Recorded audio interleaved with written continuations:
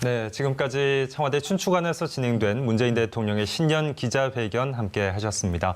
이번 기자회견은 사상 처음으로 온 오프라인으로 병행해서 진행이 됐는데요.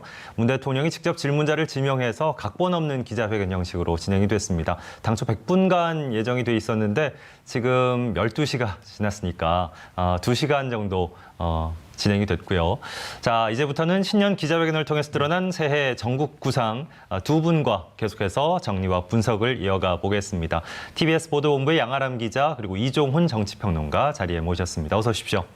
안녕하세요. 네. 자, 우선 오늘 신년 기자회견에 대한 총평부터 한번 들어볼까요? 이종훈 평론가님. 예, 예상 범위를 크게 벗어나지 않았다 이렇게 생각합니다. 그러니까 이번 기자회견에서 어떤 이슈가 주로 질문이 나올 것이고 또 그 질문에 대한 문재인 대통령이 답변은 대략 이럴 것이다. 이런 범주에서 이제 답변이 이루어질 것이다라고 관측이 보도가 좀 많이 쏟아져 나온 바가 있는데요. 그 범위를 크게 벗어나지 않는 그런 선이었고 또 특별한 어떤 제안이라든가 특별한 언급 이런 것은 그렇게 눈에 띄지 않는다. 이렇게 생각합니다. 네. 양아람 기자는 어떻게 보셨습니까? 네, 첫 번째 질문부터 이제 국민들이 많이 관심 가졌던 그렇죠. 사안들이 집중이 네네. 됐는데 첫 번째 그 한국경제신문 청와대 간사가 질문을 했는데 사면 문제를 언급했고요. 또 사회적 격차 해소, 포용 부분을 말을 했습니다. 그리고 부동산 문제, 이제 국민들에게 가장 관심이 깊었던 부분이 아닌 것 같은데 특별히 사면에 있어서는 그 한명숙 전 총리를 언급하면서 두 전직 대통령과 어떻게 같은 사안에서 검토를 생각을 하고 있느냐 이런 질문이 좀 인상이 깊었던 것 같고요. 그리고 특별히 이제 방역 관련해서는 백신 부분에 있어서 대통령이 직접 어떤 국민들의 우려를 차단시키기 위해서 직접 맞을 생각이 있느냐 이렇게 물어봤던 질문들이 저는 기억에 남는 것 같습니다. 네네. 자, 이제 이런 신년 기자회견 때 나왔던 질문들 하나하나 되짚어 보겠습니다. 예상 질문 중에 하나가 바로 대통령 국정 지지율 하락의 주요 원인으로 꼽혔던 부동산 문제에 대한 해법이었는데 역시나 아까 양아람 기자가 지적한 대로 초반에 질문이 나왔어요. 문 대통령의 답변 내용부터 다시 한번 들어보고 오겠습니다.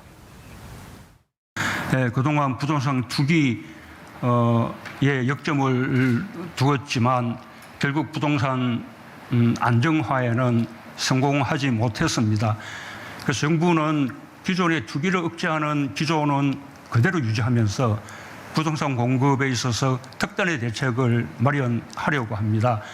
그 대책에 대해서는 앞으로 지금 국토부가 방안을 만들고 있기 때문에 신임 변창흠 장관이 설 전에 발표할 계획으로 있습니다. 대충 개요만 말씀드리면 우리 수도권 특히 서울 시내에서 우리 공공 부분의 어떤 참여와 주도를 더욱더 이렇게 늘리고 또 인센티브를 강화하고 또 절차를 또 크게 단축하는 방식으로 공공재개발 그리고 또 역세권 개발 그리고 또 신규 택지의 가감한 개발 등을 통해서 시장이 예상하는 수준을 훨씬 뛰어넘는 그런 부동산의 공급을 특별하게 늘림으로써 이 공급이 부족하다는 것에 대한 국민들의 불안을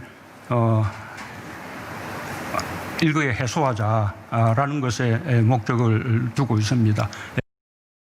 네, 부동산 안정에는 성공하지 못했다는 점 다시 한번 인정한 것 같고요. 부동산 정책 실패 원인을 수요가 좀 급격히 초과한 데 있다 이렇게 지적을 했는데 원인 분석 어떻게 정확했다고 보십니까? 절반 정도의 진실이 아닌가 이런 생각을 해요. 그러니까 문재인 대통령이 오늘 언급한 거는 61만 세대가 이제 세대가 더 증가했다. 지나네요. 이건 사실입니다. 네네. 그런데 주로 어떤 가구가 증가했냐면 1, 2인 가구가 증가를 했던 거고요. 그래서 소형 아파트에 대한 수요가 굉장히 많았던 겁니다. 자, 그렇다라고 전제한다면 소형 아파트 위주로 가격 인상이 됐어야 정상인 거죠. 자, 그런데 어땠나요? 그렇지 않고 전방위적으로 집값이 올랐고 더군다나 강남의 아파트가 또 가격이 굉장히 급등했단 말이에요. 그럼 그거는 또 다른 요인이다. 그건 제가 보기에 문재인 대통령 오늘 언급하셨어요. 사실 그 부분도. 그러니까 지금 시중에 너무 돈이 많은 거죠. 유동성이 이제 풍부하다 보니까 처음에 이게 촉발이 됐던 그 부분인데 그 부분은 사실은 정부가 좀 놓쳤던 그런 부분이 분명히 있는 거고 그다음에 61만 세대 1, 2인 가구, 특히 1인 가구 증가할 거다라는 것은 사실은 이미 한 5년 전부터 충분히 예상이 됐던 사안이에요. 예. 계속 뭐 초저출산에 고령화에 1인 가구가 늘어나고 그래서 앞으로는 그런 1인 가구용 주택이 늘어나야 된다라고 하는 그런 얘기들이 전문가들 사이에서 많았었거든요.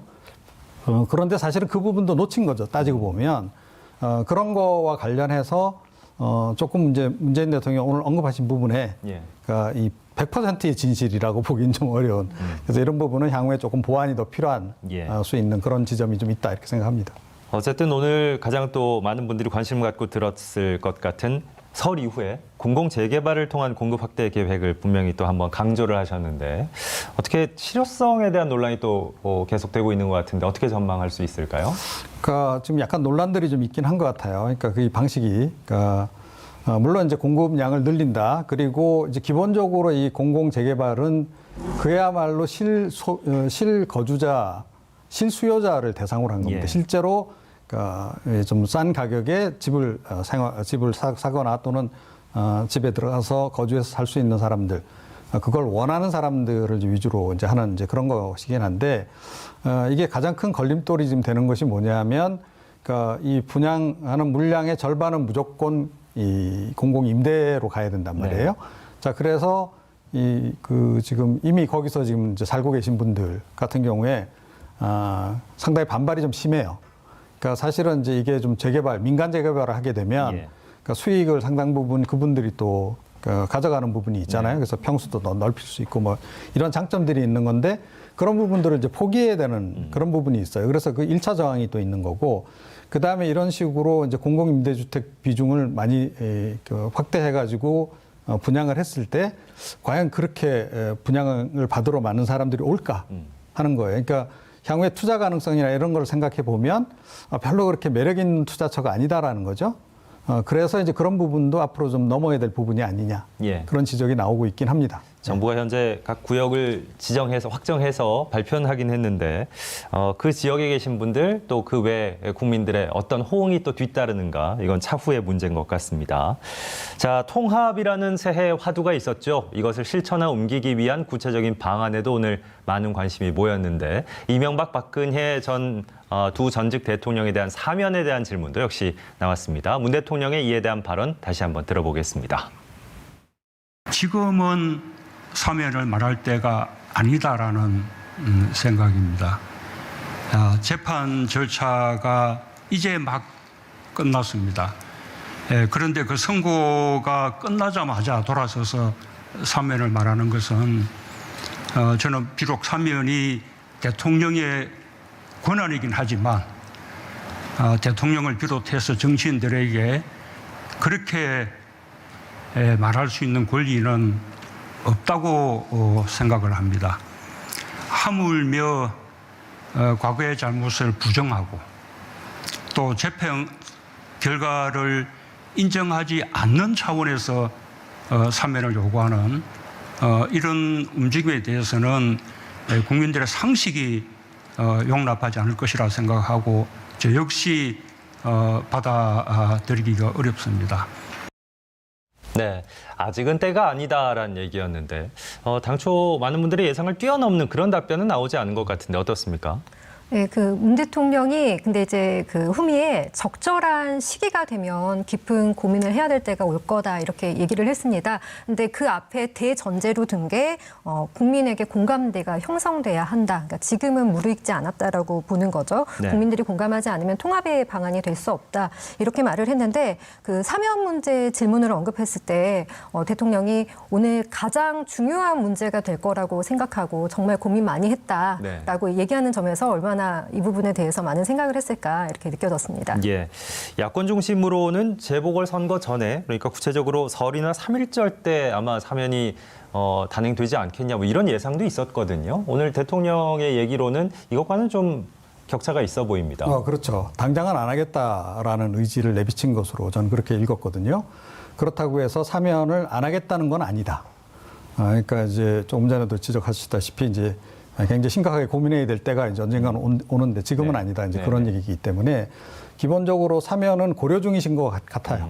그런데 이게 이제 과연 어떤 때가 과연 적정하겠는가. 지금 일단 뭐 얘기는 어떤 국민의 여론, 이제 이 부분을 언급을 하시긴 했는데, 그거보다는 사실은 뭐 1차적으로는 뭐 대통령의 어떤 정무적 판단이 우선시 되는 사안 아니겠습니까? 예. 사면이라는 것 자체가. 그래서 본인의 어떤 정치적 판단에 따라서 이제 할 것으로 이렇게 이제 보이는데, 제가 보기에도 뭐 내년 재보선 때보다는 그러니까 거의 임기 말에 가서 할 가능성이 높다. 그래야 흔히 하는 얘기로, 정치권에서 흔히 하는 얘기로 극적인 효과가 좀 나오는 거 아니겠습니까? 네네. 예. 한명숙 전 총리 특별사면을 함께 놓고 고민했는지에 대한 질문도 역시 있었습니다. 뭐 여기에 대해서도 국민 공감대가 전제돼야 된다 이런 발언이었죠. 네, 맞습니다. 이제 국민에게 내가 그 사면권이 대통령의 권한이긴 하지만 국민에게 위임받은 것이기 때문에 내 마음대로 할 수 있는 것이 아니다 이렇게 언급을 해줬고요.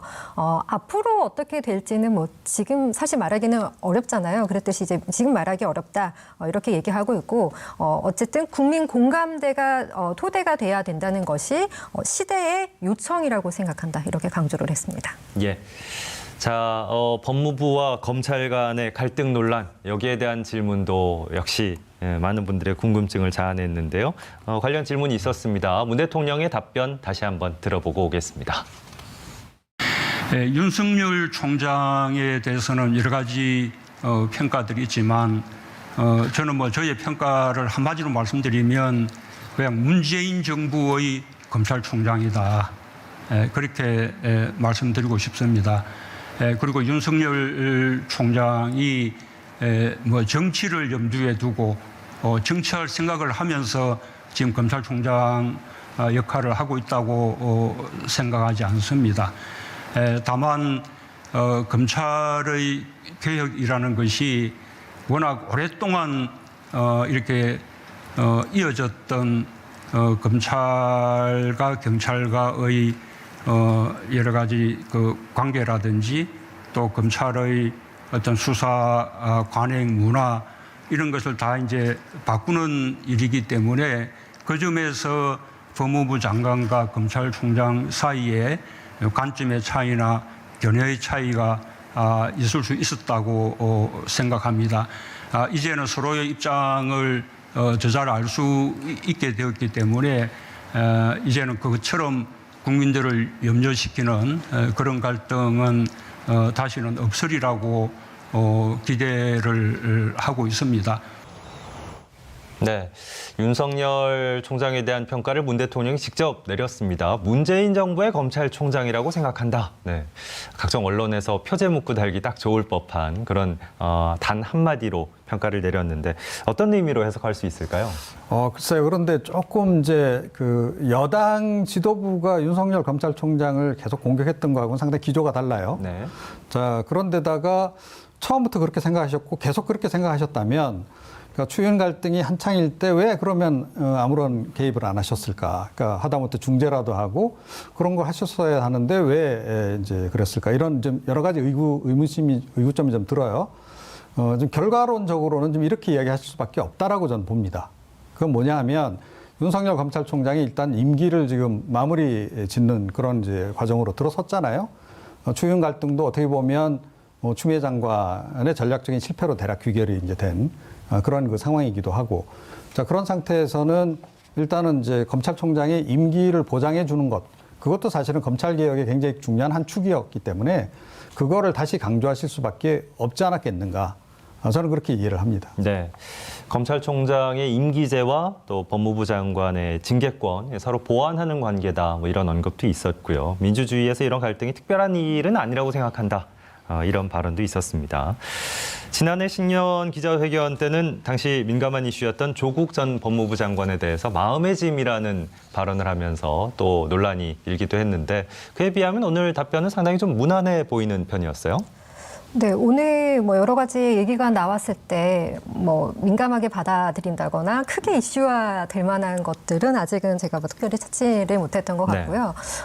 방역에 대해서는 이제 대통령 개인적으로는 지금 서해 있는 상황을 생각했을 때 많은 질문이 왔으면 하고 또 그 답변에 대한 자신감을 내비친 것 같은데 초반에 아무래도 많은 관심이 있는 이슈에 집중될 수밖에 없어서 그 부분이 좀 대통령이 아쉬워했던 부분은 좀 기억이 남는 것 같습니다. 뭐 말씀하신 대로 K 감기 방역은 물론이고 백신 확보에 대해서도 상당한 자신감을 내비친 오늘 대통령이었는데요. 방역 관련 질의 중에 가장 큰 관심사 역시 코로나19 백신 접종 관련 시기인데요. 일단 문재인 대통령의 답변을 다시 한번 들어보고 오겠습니다. 백신 접종의 시간도 걸리고 또 백신의 유통기간도 있기 때문에 분기별로 순차적으로 도입을 해서 2월부터 시작해서 대체로 한 9월까지는 접종이 필요한 국민들의 1차 접종까지는 다 마칠 계획이고 그쯤 되면 대체적으로 집단 면역이 형성될 거라고 생각합니다. 그리고 일부 남은 2차 접종 그리고 또 접종에서 누락된 분들 이런 분들이 또 4분기에 이렇게 이제 접종을 마저 이제 하면 늦어도 11월에는 집단 면역이 거의 완전하게 형성될 거라고 생각합니다. 이런 접종의 시기라든지 그다음에 집단 면역의 형성 시기 이런 면에서 다른 나라들하고 비교해 보면 한국은 결코 늦지 않고 오히려 더 빠를 거라고 생각을 합니다. 네, 여러 가지 자신감을 내비친 문재인 대통령. 사실 국민들의 입장에서는 백신 부작용 우려를 안 할 수가 없거든요. 안정성에 대한 대통령의 언급 어떻게 보셨습니까? 그 대통령께서 백신 접종과 관련해서는 네. 우선은 더 우선순위가 있는 계층이 맞는 것이 먼저다. 일단 국민들이 백신에 대해서 신뢰를 한다면, 그리고 또 재차 우리 식약처가 추가로 우리나라 이제 국민에 맞는 어떤 검사를 재차 진행했기 때문에 안전성에는 우려가 없다고 재차 강조하면서, 그렇기 때문에 나는 후순위로 내 순위가 됐을 때 맞는 것이 좋으나, 국민들이 우려를 한다면은 내가 먼저 맞을 수도 있겠다. 라고 얘기를 했고요. 네.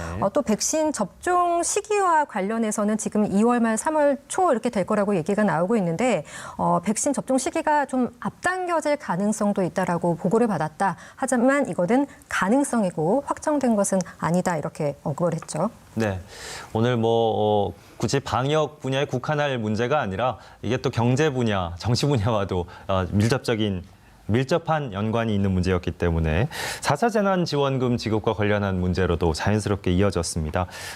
말하기엔 너무 이른 시기다 이런 식으로 표현을 하셨는데 대통령 입장에 대해서는 어떻게 볼 수 있을까요? 그러니까 이것 또한 지금 대통령 입장에서는 이렇게 얘기할 수밖에 없죠. 지금 3차 재난지원금이 막 지금 지급되고 있는 중인데 그런데 벌써 4차 재난지원금을 얘기한다. 그런데다가 최근에 이제 4차 재난지원금 가장 열심히 이야기하시는 분이 이제 이재명 경기지사. 네. 그리고 이제 당 쪽에서도 이제 적극적으로 검토해보자 이런 얘기가 좀 나오는 정도인데, 그러니까 사실은 그와 관련해서는 약간 좀 정치적인 그런 고려도 적잖이 좀 작용해서 나오는 얘기들이란 말이에요. 4월 재보선 의식한 거 아니냐 이런 얘기도 있고 그런데 그런 거에 무조건 대통령이 동조를 할 수는 없는 거죠. 그리고 대통령은 어찌됐건 국정 전반을 좀 책임지고 계시고 또 한편에서 국가 채무가 늘어나는 부분도 관리를 해야 되는 홍남기 경제부총리가 늘 강조하지만 그런 한 축도 있다는 거죠. 그래서 그런 것들을 다 종합적으로 이제 고려를 해야 되기 때문에 좀 이제 그런 차원에서 좀 중립적인 발언을 오늘 내놓으셨다 이렇게 생각합니다. 네, 관련해서 보편 지급 또 선별 지급에 대한 논의도 질의가 있었습니다만 따로 나눌 수 없다는 답변이 있었죠. 당시 상황에 맞춰서 적절한 방식을 선택할 뿐이다. 이런 답변이었습니다. 자, 2021년 올 한 해는 문재인 정부에도 또 우리 국민 모두에게도 매우 중요한 시간이 될 겁니다. 아무쪼록 이 여러 현안들에 대해서 하나하나 슬기로운 해법을 찾아나가는 1년의 시간이 되기를 간절히 바랍니다. 자, 지금까지 TBS 보도본부의 양아람 기자 그리고 이종훈 정치평론가와 함께 2021 대통령 신년 기자회견 특집 방송 함께 해봤습니다. 수고해 주신 분들 고맙습니다. 예. 시청해주신 여러분 다시 한번 감사드립니다. 안녕히 계십시오.